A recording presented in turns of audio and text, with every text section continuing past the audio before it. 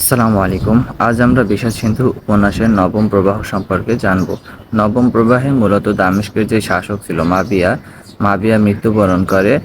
মাবিয়ার মৃত্যুকে কেন্দ্র করে তার শহরের যে প্রজা ছিল, মন্ত্রী ছিল এবং আরও অন্যান্য সভা পরিষদের লোকজন ছিল।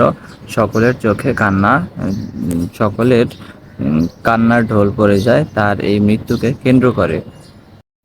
কিন্তু সবথেকে আশ্চর্যপূর্ণ ঘটনা হচ্ছে তার আপন ছেলে যে হচ্ছে এজিদকে দেখা যায় তার চোখ থেকে বিন্দু পরিমাণ জল বের হয় না। সে মনে হয় কোনো কষ্টই পায় নাই। পরবর্তীতে দেখা যায় দামেস্কের যেই শাসক হিসাবে এজিদ সিংহাসনে বসে এবং সে সিংহাসনে বসার পরে আশেপাশের লোক এসে জড়ো হয়, কিন্তু কারো মনে কোনো শান্তি নেই। সবার মনে দুঃখ আর দুঃখে ভরা ছিল। এজিদ এক ঘোষণা দেন যে আজ তোমাদের সবার সামনে এক রাজদ্রোহীকে হাজির করা হবে এবং যে হচ্ছে সবচেয়ে বিশ্বস্ত যে দূত ছিল মাবিয়ার, সে আজ কাঠগড়ার দ্বার প্রান্তে। এজিদ বলল, এ এ হচ্ছে বিশ্বাসঘাতক, আমার সর্বনাশ করেছে। সম্পূর্ণটাই ছিল বানোয়ার, মিথ্যা সাজানো একটা গল্প।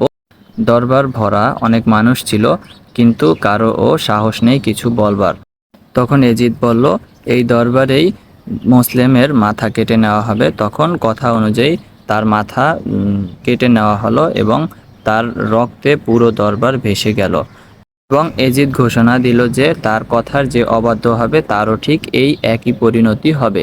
এবং সর্বশেষে দেখা যায় সে প্রতিজ্ঞা করল ইমাম হাসান এবং হোসেনের প্রতি যুদ্ধ করবে এবং তাদের বংশকে ধ্বংস করে দিবে।